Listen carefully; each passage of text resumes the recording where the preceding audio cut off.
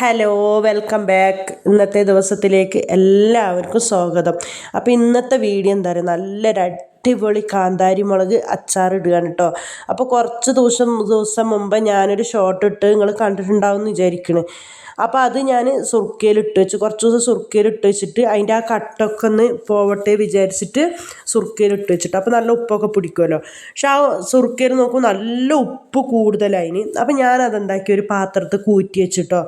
എന്നിട്ട് ആ സുർക്ക ഞാൻ എടുത്തിട്ടില്ല ഒരു പാത്രത്തിൽ. അപ്പോൾ അതിൻ്റെ കുറേ കാന്താരിൻ്റെ എരിവും പോകും, കാന്താരിയിൽ നല്ല ഉപ്പും പിടിച്ച് അപ്പം നല്ല നല്ല രസമുണ്ട്, കഴിക്കാൻ രസമുണ്ട്. പക്ഷെ കുറച്ച് ആ സുർക്കയിൽ തന്നെ കിടക്കുമ്പോൾ ഉപ്പ് ഭയങ്കര ഉപ്പാണ്. അപ്പം ഞാൻ എന്താക്കിയാൽ കുറച്ച് ഉലുവയും ചെറിയ ജീരകം വറുത്തെടുക്കണം അച്ചാറിന് വേണ്ടിയിട്ട് കേട്ടോ. എന്നിട്ട് പിന്നെ നിങ്ങൾ ഏത് അച്ചാർ ഇടുകയാണെങ്കിലും നല്ലെണ്ണ തന്നെ എടുക്കാൻ ശ്രമിക്കുക കേട്ടോ. നല്ലെണ്ണ ആകുമ്പോൾ നമ്മൾ എത്ര ദിവസം വെച്ചാലും കേട് വരില്ല. പിന്നെ വേറൊരു കാര്യം എന്താ പറയുക, അച്ചാറിൻ്റെ മെയിൻ രുചിൻ്റെ കാരണം എന്താ പറഞ്ഞാൽ എള്ളെണ്ണയാണ് കേട്ടോ. എന്നിട്ട് അത്യാവശ്യം ഒരു എത്ര ടേബിൾ സ്പൂൺ, ഒരു 5-6 ടേബിൾ സ്പൂണോളം ഞാൻ എടുത്തിന് കേട്ടോ. എന്നിട്ട് അതിക്ക് നല്ലൊരു പിടി കടുക് തന്നെ, കയ്യിൽ ഒരു പിടി കടുക് തന്നെ നല്ലോണം ഇട്ട് കൊടുത്തിന്. ഉലുവ കുറച്ചേ ഇട്ട് കൊടുത്തിട്ടുള്ളൂ. എന്താ പറയുക, കുട്ടികളിങ്ങനെ കടിക്കുമ്പോൾ അവർക്ക് അത് ഇഷ്ടപ്പെടില്ലല്ലോ. എന്നിട്ട് അതിലേക്ക് കുറച്ച് തോനെ തന്നെ കരിവേപ്പില ഇട്ട് കൊടുക്കുക കേട്ടോ. എൻ്റെ അടുത്ത് അത്രയേ ഉണ്ടായിട്ടുള്ളൂ, കുറച്ചധികം തന്നെ എടുത്ത് വെക്കുക.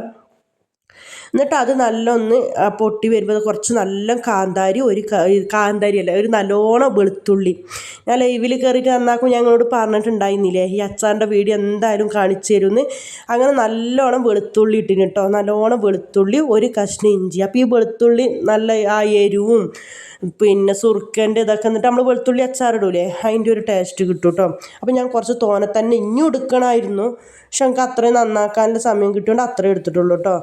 എന്നിട്ട് അതെന്താക്കി കുറച്ച് നല്ലോണം എണ്ണയിൽ വാടി വരുന്ന സമയത്ത് ലേശം മഞ്ഞൾപ്പൊടി, കുറച്ച് മഞ്ഞൾപ്പൊടി. പിന്നെ നിങ്ങളിതിന് കാശ്മീരി ചില്ലി തന്നെ എടുക്കാൻ ശ്രമിക്കുക. മറ്റേ നമ്മൾ എരിവില്ല മുളകും പൊടി ഒരിക്കലും ഇട്ട് കൊടുക്കുക. ഇതൊരു കളറിന് വേണ്ടിയിട്ടാണ് കേട്ടോ നമ്മൾ ഈ കാശ്മീരി ചില്ലി ഇട്ട് കൊടുക്കുന്നത്. ഞാൻ 2 സ്പൂണ് കാശ്മീരി ചില്ലി ഇട്ട് കൊടുക്കുന്നുണ്ട്. അപ്പോൾ അതാകുമ്പോൾ ഒരു അച്ചാറിൻ്റെ ഒരു കളറും കിട്ടുമല്ലോ. അച്ചാർ പൊടിയൊന്നും ഉണ്ടായിട്ടില്ലായിരുന്നു.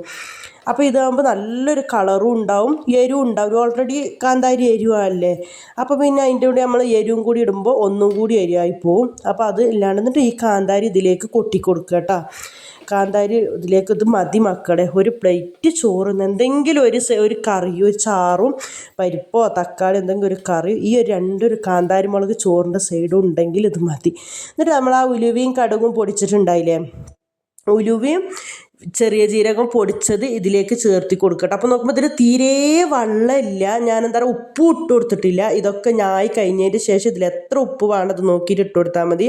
എന്നിട്ട് നല്ല ചൂടാറിയതിൻ്റെ ശേഷം ഡബ്ബിയിലാക്കി കൊടുക്കുക കേട്ടോ. എന്നിട്ട് ഈ ചട്ടിയിൽ തന്നെ കുറച്ചും കൂടി നോക്കും, ഞാൻ ലേശം ഉപ്പിൻ്റെ കുറവുണ്ട്. വെളുത്തുള്ളിയും ഇതൊക്കെ പോയതല്ലേ, വെളുത്തുള്ളിയൊക്കെ ഇതിലിട്ടുണ്ട്. ഈ കാന്താരിയത്തെ വെളുത്തുള്ളി എല്ലാം ഇതിൽ പിടിച്ച്, കാന്താരിയത്തെ ഉപ്പല്ലേ ഈ വെളുത്തുള്ളി